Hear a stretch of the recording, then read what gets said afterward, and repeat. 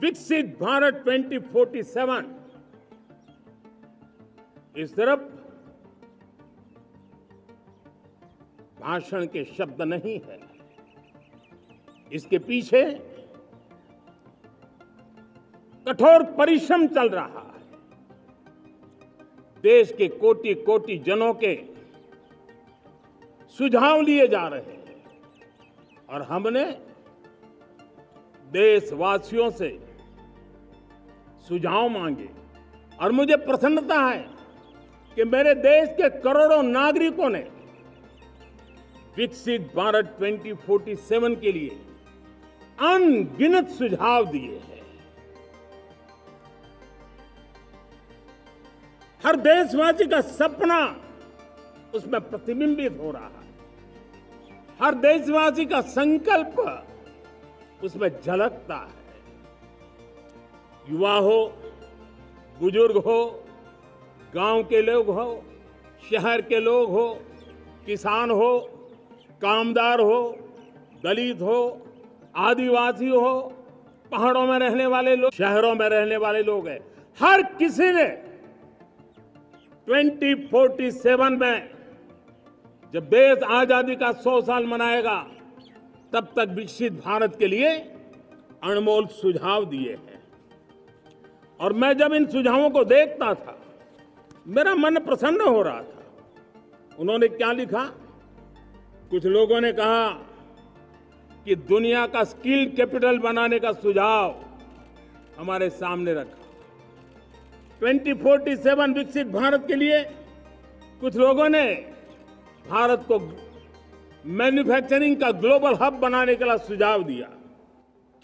कुछ लोगों ने भारत की हमारी यूनिवर्सिटीज ग्लोबल बने इसके लिए सुझाव दिया। कुछ लोगों ने यह भी कहा कि क्या आजादी के इतने सालों के बाद हमारा मीडिया ग्लोबल नहीं होना चाहिए। कुछ लोगों ने यह भी कहा कि हमारा स्किल्ड युवा विश्व की पहली पसंद बनना चाहिए।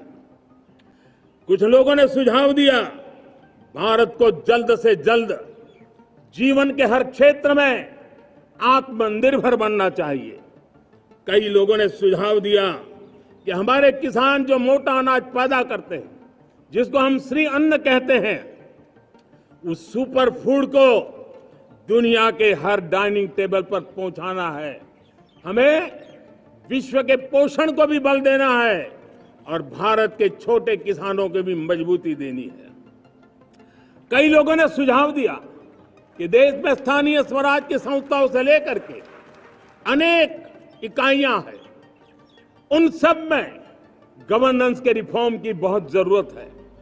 कई लोगों ने लिखा कि न्याय के अंदर जो विलंब हो रहा है उसके प्रति चिंता जाहिर की और ये भी कहा कि हमारे देश में न्याय व्यवस्था में रिफॉर्म की बहुत बड़ी जरूरत है।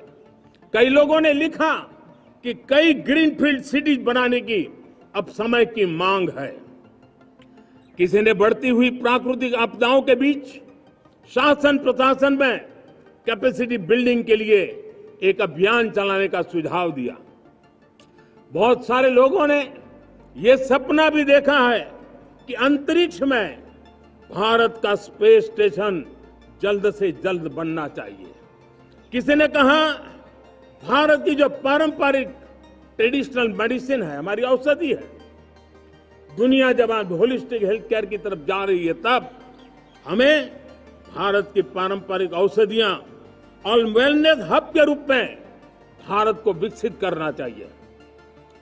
कोई कहते हैं कि अब देर नहीं होनी चाहिए, भारत जल्द से जल्द दुनिया की तीसरी सबसे बड़ी इकोनॉमी बनना चाहिए। साथियों, मैं इसलिए पढ़ रहा था कि मेरे देशवासियों ने सुझाव दिए, मेरे देश के सामान्य नागरिक ने ये सुझाव हमें दिए हैं।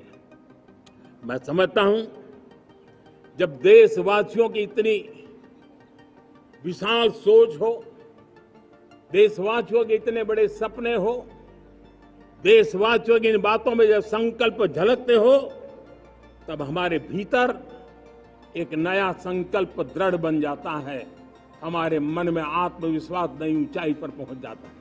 और साथियों, देशवासियों का ये भरोसा सिर्फ कोई इंटेलेक्चुअल डिबेट नहीं है, ये भरोसा अनुभव से निकला हुआ है। ये विश्वास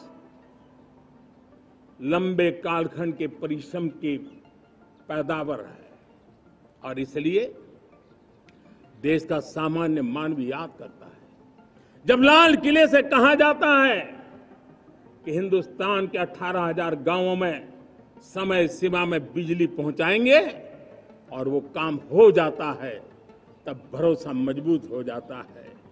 जब ये तय होता है कि आजादी के इतने सालों के बाद भी 2.5 करोड़ परिवार ऐसे हैं जहां बिजली नहीं है, वो अंधेरे में जिंदगी गुजारते हैं, 2.5 करोड़ घरों में बिजली पहुंच जाती है, तब सामान्य मानवीय का भरोसा बढ़ जाता है।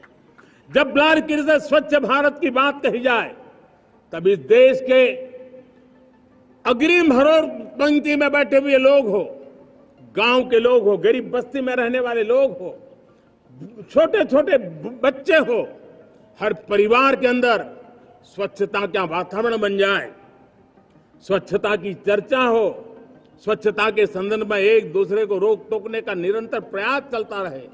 मैं समझता हूं कि ये भारत के अंदर आई हुई नई चेतना का प्रतिबिंब है।